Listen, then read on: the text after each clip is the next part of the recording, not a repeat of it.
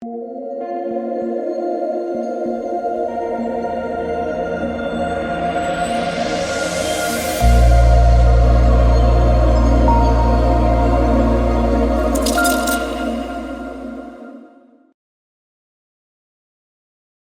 3 of the NFL preseason is right around the corner, guys. And in this video, we're going to be talking about the 2-game slate on Thursday. Welcome, guys. My name is DK. Again, I cover content for NBA, NFL, DFS, as well as player prop sites like PrizePicks and Underdog.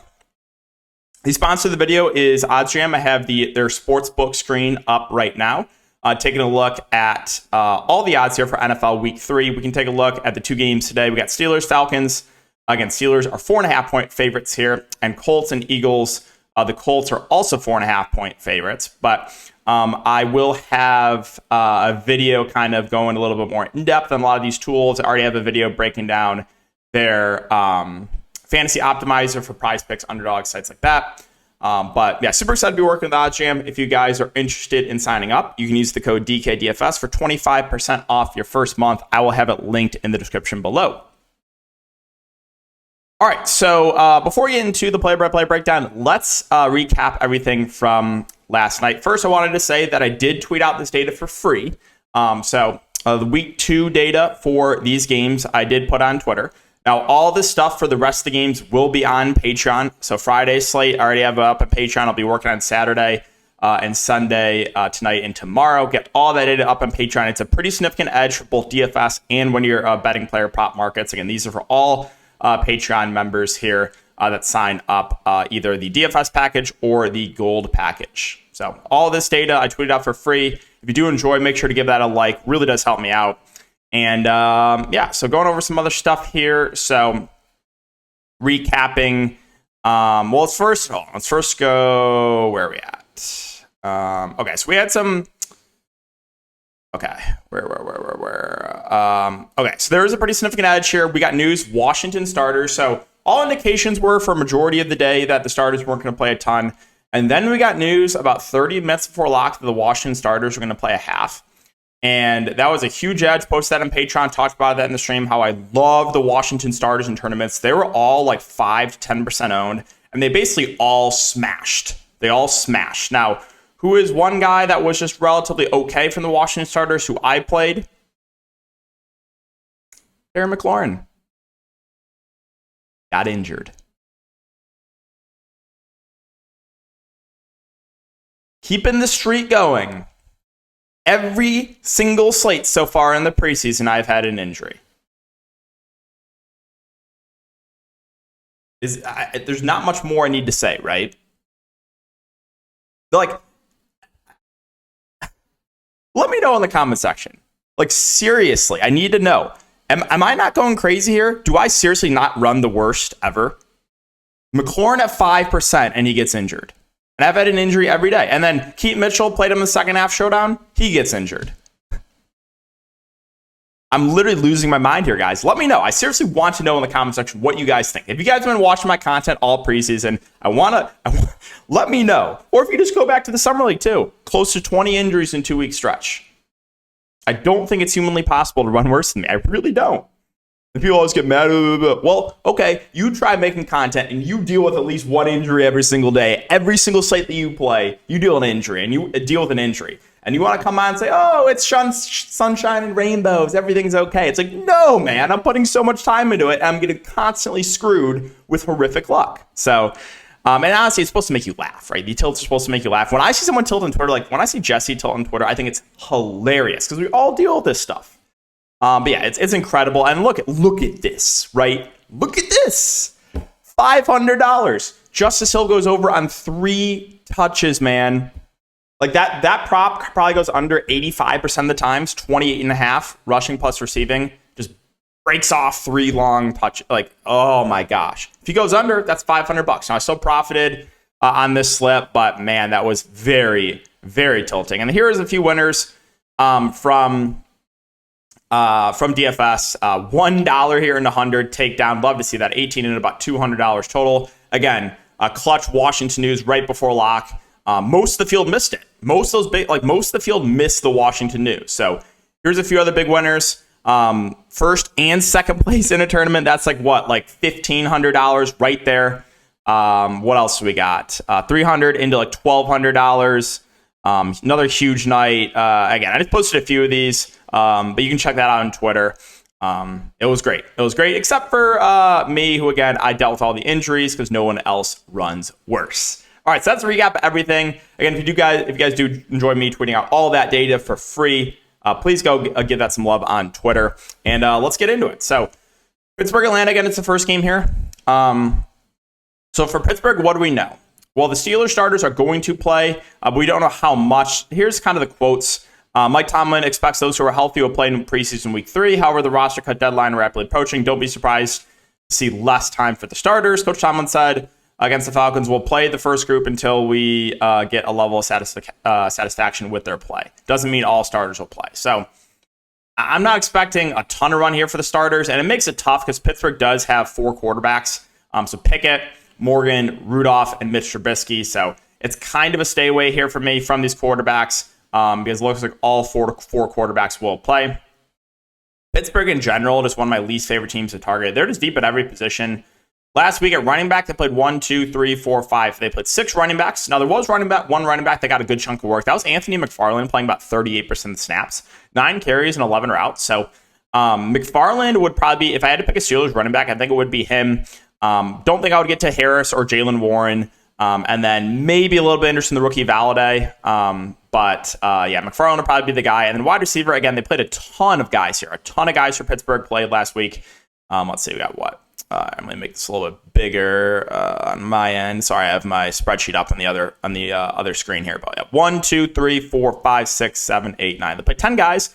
One guy, though, played an insane amount of snaps. Like, really weird. Gunnar Olszewski played 77% of the snaps. 77% of the snaps. He had ran 30 routes and had 5 catches and 7 targets. So, yeah, he's definitely an interesting play. The guy that played the next most was Cody White. 48% of the snaps, ran 21 routes. I think, again, if I'm looking to the Steelers guys outside of those 2 that I mentioned, it would be more of the back end guys. So I'm probably not going to look to many of the starters. But yeah, probably more of these, back end guys is where I look if I'm going to pick any more Pittsburgh wide receivers. And then looking at the tight ends for Pittsburgh, so 5 tight ends did play. You did have Darnell Washington play 44% of the snaps and run 15 routes.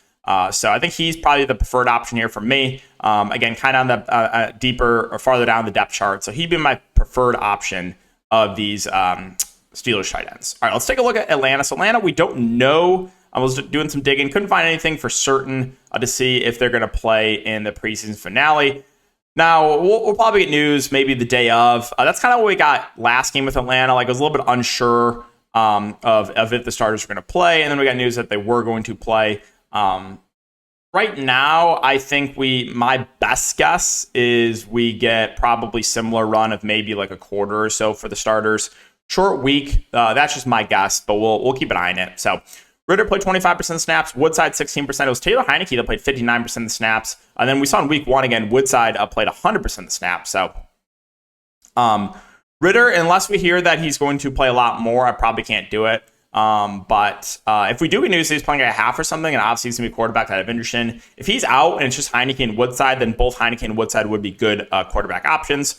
Looking at the running back position here for Atlanta, so they played 4 running backs last game. Technically, I got Clint Rakovich, technically more of a fullback, but Bijan Robinson, Algier, Washington, and Godwin. And it was Washington and Godwin that played a majority of the snaps here. Algier barely played. Bijan Robinson played 17% of snaps. So unless we hear the starters are going to play a lot more, I'm going to stay away from Robinson. I'm going to stay away from Algier. I don't think Patterson will be available here. So that just leaves Washington and Godwin. So in my opinion, the 2 of the best running back plays at the slate. Washington, the rookie, good pass catcher. Godwin just been getting an insane amount of carries through the first couple weeks. He had... that did not post correctly. I'll have to go back and update that. The carries, I think I put, I'll have to go update that for Atlanta. But he did get a lot of carries last game. So Godwin and Washington, I think, are both pretty good options here. 2 of the better running back plays of the slate, in my opinion. Looking at wide receiver for Atlanta. So you had 1, 2, 3, 4, 5, 6, 7, 8, 9, 10, 11 wide receivers played. Really no one played more than like 30% of the snaps, which is pretty gross. So, yeah, I mean, unless the starters get rolled out, it'll probably be a situation I stay away from. Arcega-Whiteside played 32% of snaps, ran 15 routes. Malone played 32% of the snaps, ran 13 routes. Harris, 33% of snaps, 14 routes. That was the most out of anyone on the team. Starters basically played like 10 to 15% snaps. So nothing amazing there for Atlanta at the wide receiver position. Looking at tight end for Atlanta, so they played 6 guys. Again, starters didn't get a lot of run. Parker Hesse played the most, 46% of snaps, so only 11 routes. John Fitzpatrick, 39% of snaps, 16 routes. Those guys are okay tournament plays. Moving on to the Colts. So what do we know about the Colts right now? That Anthony Richardson will start, and the other starters will be on a case-by-case decision. So we'll see. And he did not play last game. We never really got confirmation on that.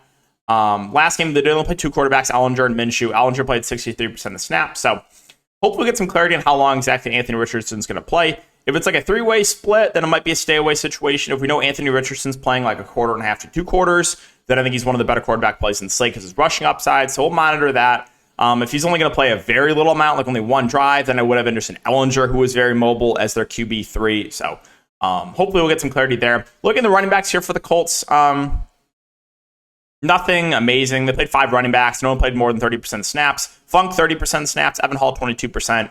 Evan Hall did run 11 routes. Funk, 12 routes.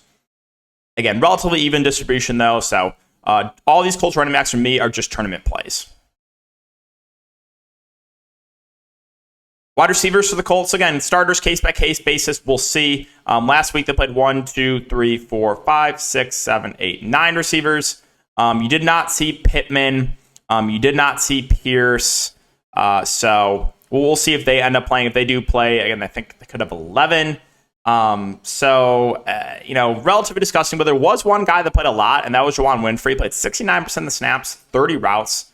That is very, very appealing for a guy kind of on the back end of the depth chart. So he would be the guy I'd look to probably. Downs started that game, but only played 25% of the snaps. Not ideal either. Looking at tight end for Indianapolis, they played 4 tight ends last week. Relatively evenly split. I mean, 33% of the snaps for Jacobson, 36% from Mallory, 37% for Eubanks, Farrell Brown, 30%. This Will Mallory guy played ran 15 routes, 2 catches and 2 targets. Again, they're a little bit banged up, so I think he would probably be the guy I would look to, their 5th round pick, if I was going to play a Colts tight end. I think he looks like one of the better tight end plays probably on the slate. And then finally, the Eagles. We don't have anything definitive, but they never really play their starters, or they never really play their main guys much in the preseason. So I'm not expecting to see Hurts. Last game, it was just McKee and Mariota that played. We did not see Ian Book at all. Mariota did not look good. He's a veteran. We'll see if he plays. I could see maybe him resting and them giving a lot of run to McKee, and then maybe some back end run for Book. But right now, I think of these Eagles quarterbacks, I think my favorite would be Tanner McKee. He's actually looked pretty solid out there. Running backs, so they played 5 running backs last week. That would be the Eagles. Kennedy Brooks by far played the most, 44% of the snaps. You only saw a couple snaps for Boston Scott, only a few for Gainwell. Sermon played 29% of the snaps. He did get a little bit banged up. And then Rashad Penny played a little bit as well. So again, I'm not expecting to see a ton of Swift, Penny, Gainwell, Boston Scott. So I think the 2 guys look to be Sermon and Brooks. And we'll keep an eye on the news for Sermon if he's available. If he's not, then I think Kennedy Brooks will stand out as one of the better running back plays of the slate. The guy at the end of the depth chart who, again, played 44% of the snaps. So we'll monitor the news there for Philadelphia. Looking at the wide receiver positions, they did have some injuries. So don't expect to see the starters for the Eagles, right? So Brown, Smith, Watkins, I don't think we see Zacchaeus. He got banged up too. Hovey's injured. Cleveland's on the IR. Rambo's on the IR. Greg Ward also a little bit banged up. So that doesn't leave a ton of guys here for the Philadelphia Eagles, right? Zacchaeus played last game, but did deal with an injury. So that could just leave Allen, Kane, Hasselwood, Nagata, King. They might only have 5 wide receivers for Thursday. Last week, they played 1, 2, 3, 4, 5, 6, 7, 8. Again, Cleveland had a scary injury. He's out. Greg Ward, I don't think plays. And then Zacchaeus, I don't think plays as well. So you might just see 5 guys here. If that's the case, I think the Philadelphia wide receiver position would be my favorite group to target on the slate. Nagata will probably be my favorite overall. I think he'll be the most popular. Their rookie. He played the most of anyone last week, 57% of the snaps. But really, any of these guys I think would be good options if all those guys are out. If they only have 5 wide receivers, I would like Devin Allen. I would like Kane. I would like Hasselwood, Nagata, King. I would have interest in any healthy wide receiver. If they only have 5 guys, they would all be 5 of the best wide receiver plays in the slate, in my opinion. And then tight end for Philadelphia. We saw 5 tight ends play. Nothing amazing here. Tyree Jackson, 35% of the snaps, 15 routes. Dan Arnold, 33% of the snaps, 12 routes. Those are probably the 2 guys I'd look to if I was going to pick anyone here for Philadelphia. All right, guys, so that's going to wrap it up for the video, player-by-player breakdown. If you do enjoy it, again, make sure to like, subscribe, hit the notification bell. Also, we got FIBA World Cup, Basketball World Cup starting Friday morning. I'm going to have some content up maybe tonight, if not tomorrow, so be on the lookout for that. I am super, super excited to grind that as well as NFL preseason. So it's going to be a very busy weekend for myself. Also, you better believe I'll be posting a lot of player props over on Patreon for both Prize Picks and Underdogs. If you guys are interested in that, check it out. Link down below. Had an amazing month betting on player props. Insane ROI. You can check out my picket. Yeah, hoping to keep that going. And enjoy the rest of your night, guys. We'll see you all in the next video. Thanks again for watching.